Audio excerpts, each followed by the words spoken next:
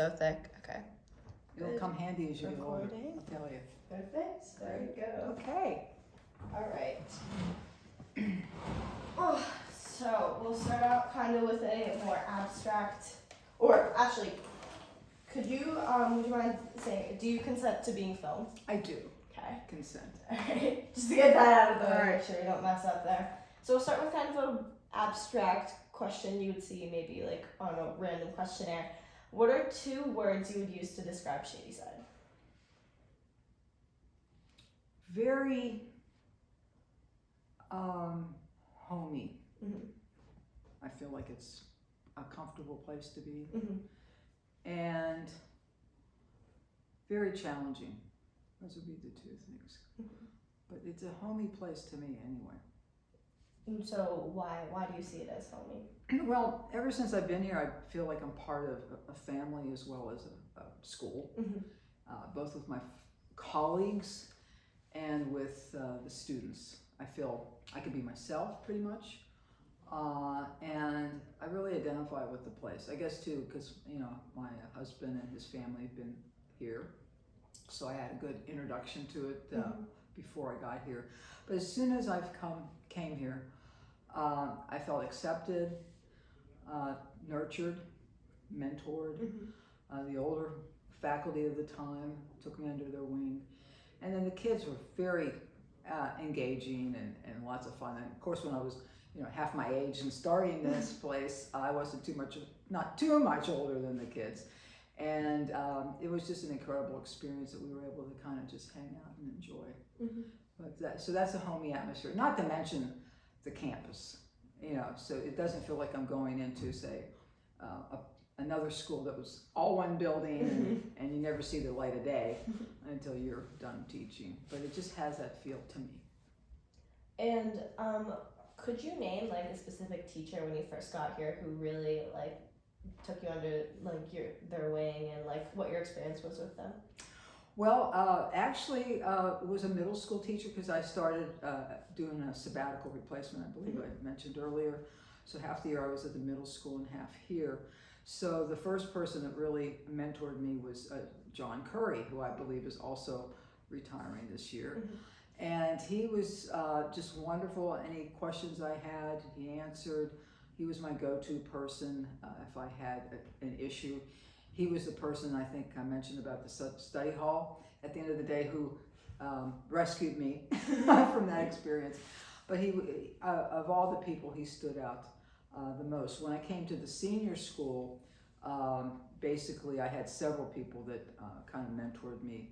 But in particular, the person working in the art department at the time, Mr. Phil Joyce, he was our chair, and he mentored me as well.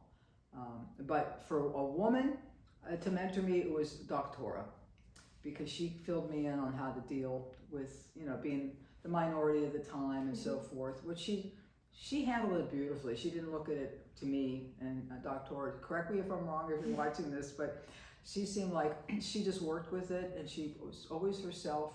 She didn't let it be a detriment that there was more guys than her, and she had me kind of see it that way as well. But I was lucky I had more than one mentor. What sort of advice did she kind of give you in terms of that like gender gap and disparity? She said just basically be yourself and not be afraid to speak up in a meeting, and the guys are all good and loving, and Buddy Hendershot was another one. He was just a great person to be around as well. But she said, just be yourself and do your thing, and we'll be fine. And the guys are just there to help as well. Don't think that they're like the opposition. Okay. Yeah. And what sort of shift did you see when you saw like female students start coming into the school? Like, was there, because as a minority of female faculty, did you feel a change in the staff and the teaching? Well, the actual change where females were admitted was 1973. So it had already been quite established. But still it was new, because here's another example. We got the hockey center. I'm trying to remember the year of that. So I'm thinking maybe 2000. Correct me if I'm wrong, who's ever watching, but it was after the BVAC was established, and so anyway, Steve McKnight donated the money for that and had that built, and he was class of 1968, and so it was all boys using it at the time, and the girls go, "Wait, hey, why not us? Why are we having a hockey team?" So the girls themselves, the senior girls, got things going, as far as I know, along with other people, to get a program for the girls, and they did. I think they got it together in a couple of years once they got motivated, and it was a positive thing how they did it. It wasn't like, striking or any of that stuff or protesting, but we still had to, even though girls had been here since 1973, and it's either the late 1990s or the beginning of the 2000s that the hockey center got here. We still had issues where women had to speak up and say, we should be doing this too. So that was one thing, and they did. And I really respected the leadership of the students at the time, the girls, because your generation and their generation, because they're kind of in between you and me, were more outspoken. They hadn't been raised like we were to defer, because I'm strictly mid-century, and so it's wonderful when people relate to that time, especially if they watch Mad Men.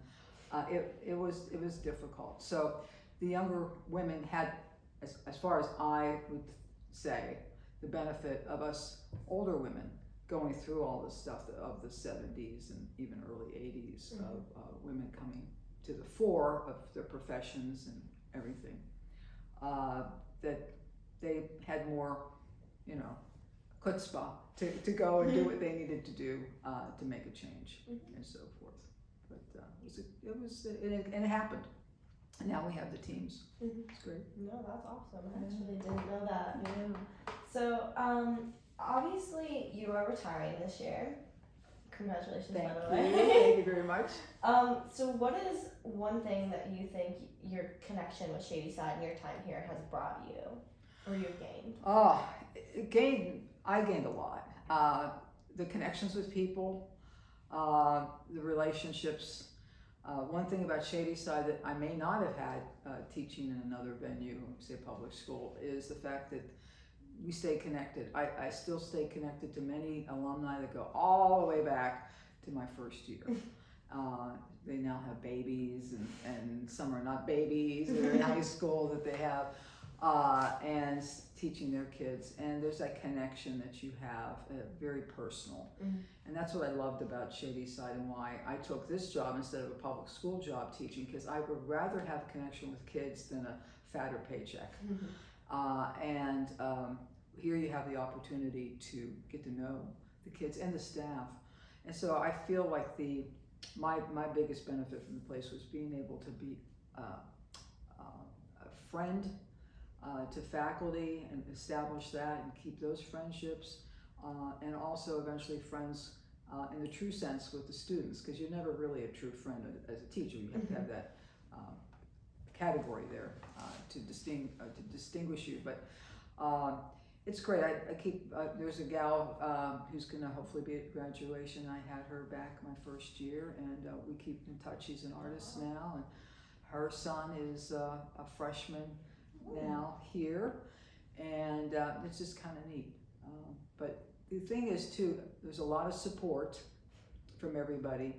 And I'm going to say this so everybody knows that I am cashing in my chips with everybody, looking for, as I'm going to be retiring, I'm going to need certain things like good tech advice.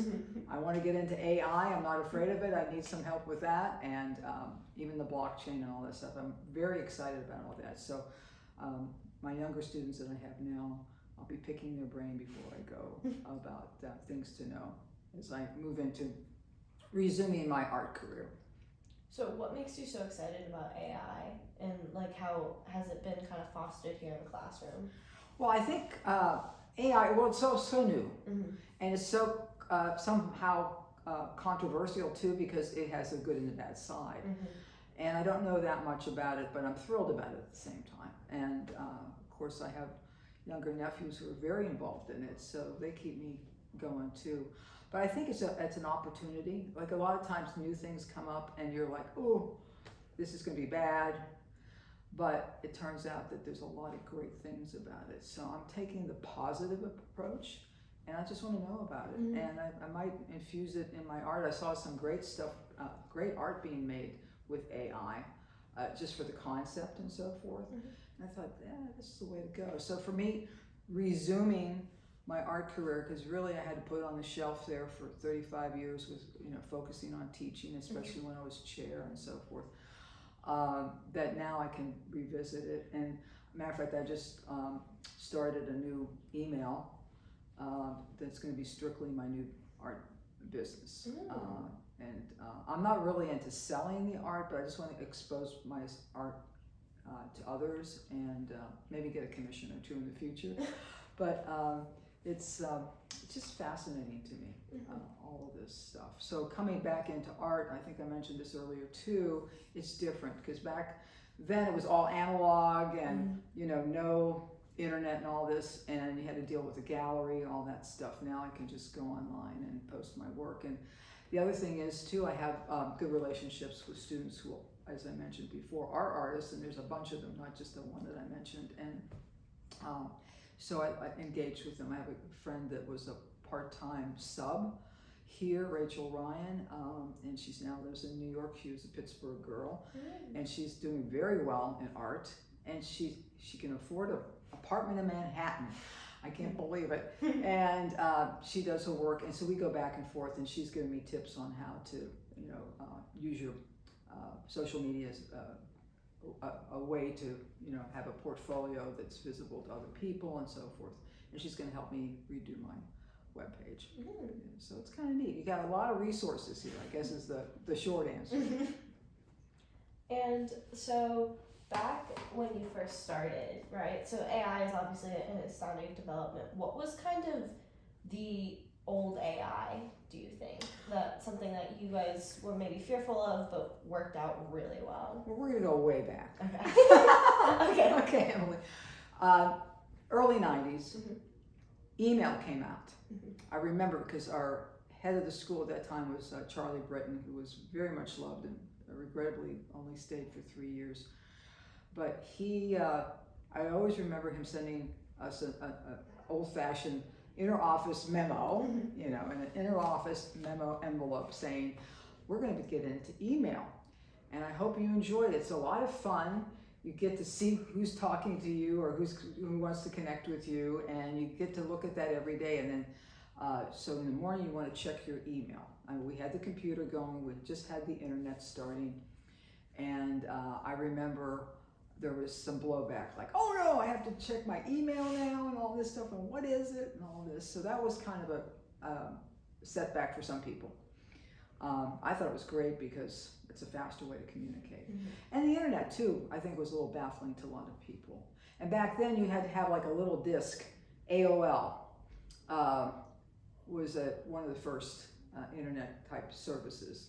And you had to put the DVD, it wasn't even a DVD, it was a CD, which took less data. You had to put that in your computer and log on every time and wait.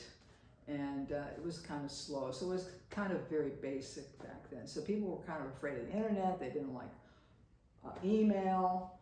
They thought we're going to be disenfranchised and we was going to talk to each other anymore and so forth. But again, as you get to know it, I think it's one of those things where not knowing, the unknown is fearful. But once you know it, no problem. So those are the funny things. And now email, we call it 20th century. Technology, because we've moved on from that. We text now. And I actually, to be honest with you, I connect more with people. The only social media I really use is Instagram. I never liked, I think I mentioned this too before, I never liked Facebook. And LinkedIn is very boring, but I have to have a LinkedIn. I think everybody should have a LinkedIn. But none of us really look at it very much, but it's just good to have. But, just try it. I feel it's very important to embrace these new technologies and at least get to know them. So back then, I was the one that would say, come on, I'll show you how to do it. So I would work with some of the older faculty at that time, because I always think I'm young, so I never include myself with those. older folks. But in any case, it was kind of a fun thing to engage with people and use that as a form to expand their knowledge and for me to perfect it too, practice. Oh yeah, that's awesome. And then who are some of the older faculty that you kind of, I mean, I talked about, mentors before, but who are some of the older faculty that you met, you once again kind of looked up to, and who have now since either retired or passed away, anything like that, that you think deserve, a shout out almost? Oh yes. First off, in my mind I should say, is Angela Irvine, who has a bench with a little plaque on it on the front of Hillman. You might see it. It's on the right side of the Hillman or the north side as you enter the upper level. And she was amazing.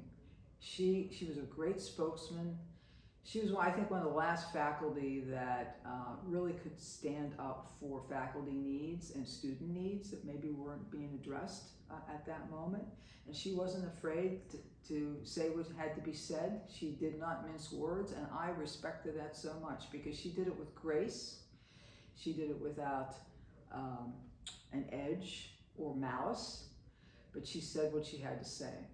And especially, again, mid-century woman here, I really thought, whoa, that's great, because she was, older than me and had gone through even more growing up as a woman, and I thought that was fabulous. So I really looked up to her, and so did all of us.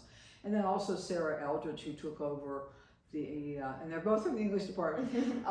She took over the school as head when we were changing heads. I always remember she came and she put a different hat on her head. She goes, I'm changing hats from being chair of the English department, or I think she was at the time, to being the head of the school. And she ran the school from the perspective of a faculty person and one who'd worked really closely with kids for many years. So she also came from the perspective of students. She knew the culture of Shadyside and so forth. And she was also the one who, and again, I mentioned this earlier, when Mr. Griffith was in high school. I think he was about a freshman, sophomore at this time. They were trying to change the mascot then. And so I find it interesting that he was the guy then to finally do it. So he was inspired by that. But it was a tough time. She had a hard time because there was a lot of, resistance from alums to everyone. And she had to work through that. And we were not successful at that time. But she planted the seed, a really big, I should say she planted a bulb, not a seed, for this to happen. And it took time, and it just proves to me and to people who had experienced it that change often comes slow. But she got the ball moving, and who would you know, Bart comes back to, and he's the one that's able to put it all together.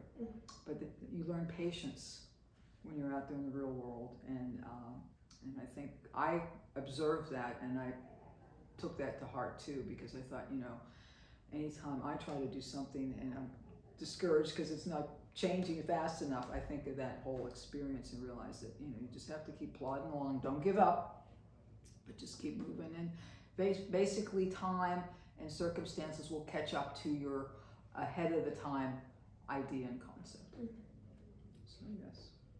So those are the two as well. And then again, Buddy, another English person. But the other thing too, once I started working here, he's not an older person, he actually started after me, was Anthony, Mr. Goodwin. He just amazed me with what he knew, and he just picked up this place really quickly, and he helped bring the art department to a new level. So I look at him as well, even though he's not the older person that you're asking about and so forth. But there are many too. Susan Rhodes was another person. She was in charge of the history department, and she started awareness to other cultures, and particularly the Jewish culture and the Holocaust.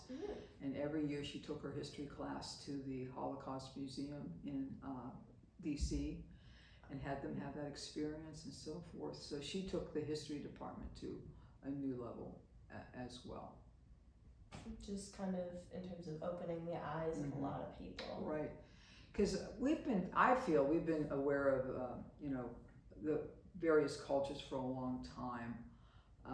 And whether it's through our teaching or through the type of kids that come to Shadyside, it just broadens our awareness and so forth. So she had a good opportunity as a history teacher and chair of the department to have that happen, and really impacted kids. It was very powerful. Have you ever been there? I have. In 8th grade, we still go every year.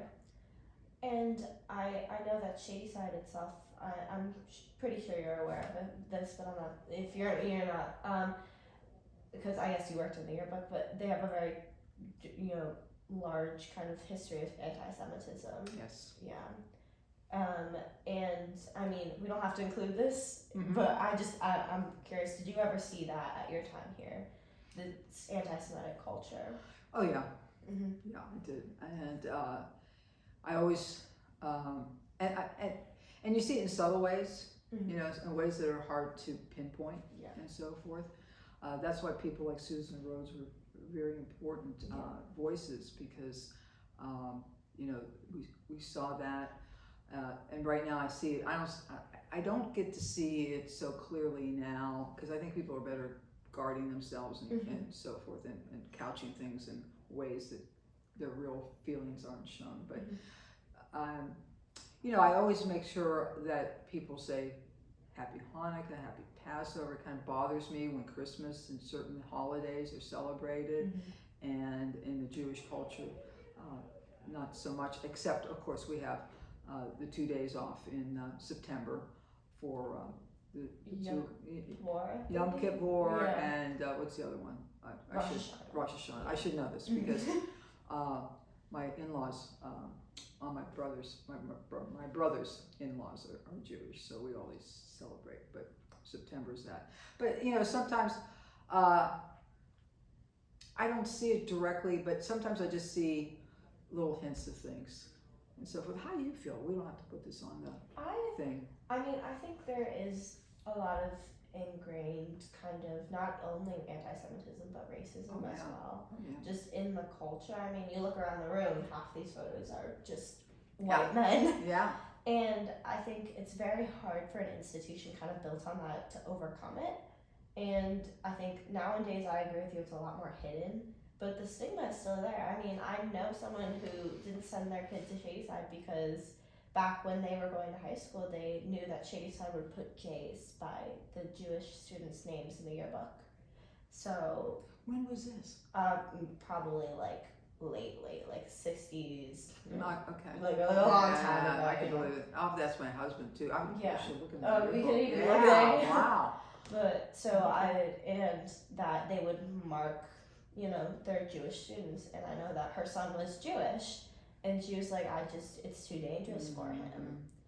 But I think Shadyside, as with Mr. Griffith in charge as well, as we're trying to make strides away from this kind of racist, anti-Semitic culture. But I think it's hard. It is hard because it's systemic, and it's ingrained from their experiences in life and so forth, and it carries over. There was a few years back, with all the politics going on, quite some ugly things, I feel, which I won't go into, but just made me feel uncomfortable. And I thought, how do the kids feel about this? And it's something we have to always guard against and be aware of. And so in our individual ways, I think we try to deal with it, but I'm glad we have leadership that's forceful. And again, the trick with force and being, solid about what you're talking about is being able to deliver it in a way that people can accept it. So that's what I like about our leadership now. It's delivered, but in a way people can absorb it. It's, I always felt that getting angry doesn't do anything. Are you angry about something? And you, people see the anger and they don't see what the anger is about. Mm-hmm. So that's an art. So you have to temper yourself.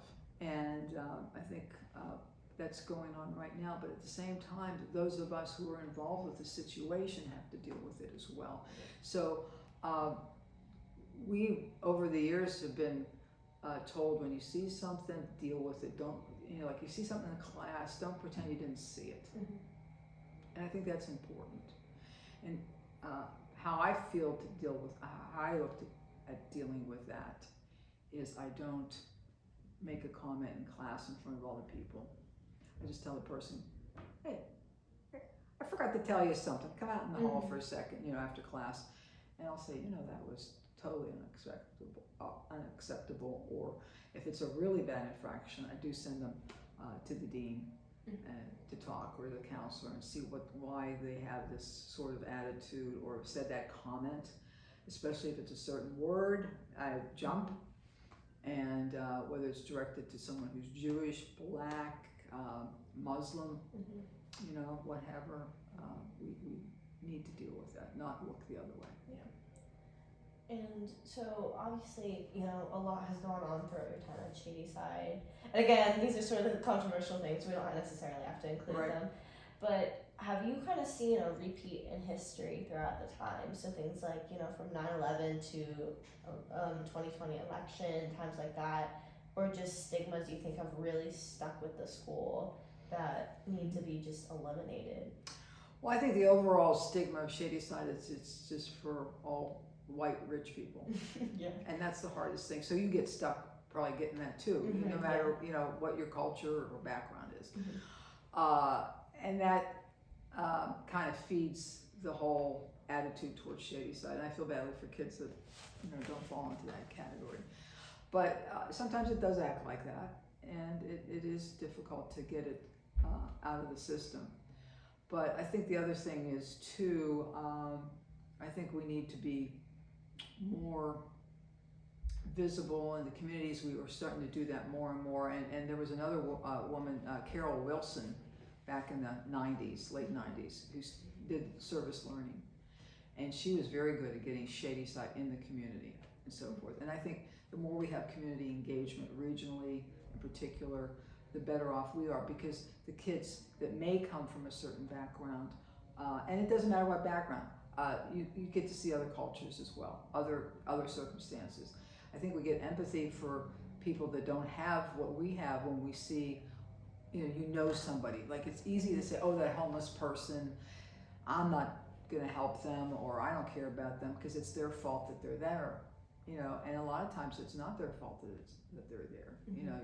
You might have a friend that's down on their luck, and things happen, and they're poor and they can't get a house and so forth, or they're in circumstances where they can't do what they'd like to do in life, and you go, oh, they just didn't work hard enough, and it's just a matter they don't have the network like we have. I'm talking about my network here. A lot of people don't have a network and so forth. And all you have to do is have one friend, or you have a kid yourself that falls into that boat, and all of a sudden you see them as a person. And I think we need to see people that are different from us, aren't as lucky as we are, or able to do what they'd like to do in life, as our brother or sister. I think sometimes, whether it's a Jewish, Christian, Muslim religion, we need to go back to that, whether we're religious or not, but just the general principles of kindness. I mentioned this before, and just looking at everybody as your own brother or sister. I think if we have that approach, everything's much better. You have to personalize these things. Just seeing it on TV, you see all, like last evening, I had the news on for a second, and they showed right now in San Francisco, it's out of control. They had the people all over the place with tents. And then now the other issue is the immigrant situation on the border. It's really crazy down there now. But they were talking to individuals as people, and you see them differently. Go, oh, this poor lady with her little daughter, and traveled from Guatemala, and she's not gonna, kill anybody or take a job or from somebody else, because they usually take jobs that are the jobs we don't want anyway. Yeah. So you have to personalize these things. So we got to work on that. Yeah, we definitely do. So it's 11:30 right now. Okay, we can go. What's your schedule? I can go a couple more minutes. You mean you saw it? I'm free till last period. Right. Okay, so here we'll do a couple, wrap up ones slightly. Okay, that way, so this is our last time for you, Yes, right? so get what- everything done you need to do. Well, I mean, you tell me. Is there anything else you'd like to talk about during this time? Just not even for the website, but just for the record in general. Okay. Well, I think for the record, I'd like to say that I'm very glad that the art department, for example, is hanging in there, and then we're expanding, and that we got that great building. I think that's amazing. I told you we were in the basement of Croft, which is terrible, and that there's always been room for not only just the heavy academics, but also the arts and humanities, and that we look at the whole kid. That's the thing that attracted me to Shady Side, that we look at the whole student, the whole person, and so we give them skills that they'll need that round them out as a person, and that we offer them a space for people to grow their passion, whether it be art, music, math, science, down at the Glimpture, over McElroy, whatever it is, that we provide that opportunity. And I think it's great. I don't know how other schools are, but I think our alumni base is great, and that we keep in touch, and they get you in touch. Are they doing anything for the senior class with alumni? I know they visited the other day, but last week. But do they connect you in some way? We don't get a lot of connections, but they do have us. You get like a free food truck ticket if you give them your email, the alumni network. So they try to keep you updated. A bribe. Exactly. Good. Because I was hoping too they give you connections. Well, I think the alumni have their own little link on the Shady Side webpage that you can access, and I would take advantage of that because they're very happy to get with you. I know my husband is the class of '69. They now have a Zoom group thanks to COVID. So I know every Sunday evening at 5 o'clock, better just go in your den and talk to your buddies and have a good time for the next hour. But they're always asking about the kids. What's going on, since they know I'm teaching there. So you go, ask Carrie what's going on, And they're always willing to help because, again, they seem to think of Shady Side as kind of like another family group and so forth. And especially, any of us that get older, you want to mentor and help the younger people coming through. It's just part of your DNA. It's one of those developmental things, I say, that you start worrying about other people other than yourself, and so we look, and the alum do as well, to kids that are younger and how's it going. We have people that come back as photographers and artists, and for the performing arts they come back and do things, and of course in the academics. So it's kind of nice. They like to stay in touch and mentor. So I don't know how much goes on, say, at a public school, but I hear it's pretty good, I think. So that's kind of cool for me, and so forth. But I think that's a nice special thing that people pretty much either stay connected to Shady Side or you don't. Because I see kids that say, I'm never coming back. And they don't. Or people that'll knock on the back door of the BVAC because they don't want to be seen on campus, and they go, do you have 5 minutes? I just wanted to come and say hi to you and Mr. Goodwin and whatever. And back when Mr. Aiken was here, he had lots of visitors too. So, but some kids, the other thing I think we have to work on is the kids that fall through the cracks. The kids who are not the super smart or the super academic probation level, the kids that are the C's or the B's. And I think too we have to get over, and that's more developmental too, and not just Shady Side and the administration, but the kids and everything. There's just too much emphasis on success, on top grades, on numbers, and so forth. And a lot of times I think some of the stress the kids or a lot of the stress the kids are feeling right now is the demands on them, and this demand for perfection. And I'll tell you what, perfection ain't what you think it is. I always say perfection is overrated, because mistakes and failure are how you learn. It's painful, but that's how you learn. I mean, just think of yourself just learning simple things growing up, like riding your bike, or like for me, making my first cake. Failure. But you learn from your failures, not your successes. And I think, when prize day comes around, I think kids get a little nervous because am I going to get that or not, especially the younger ones.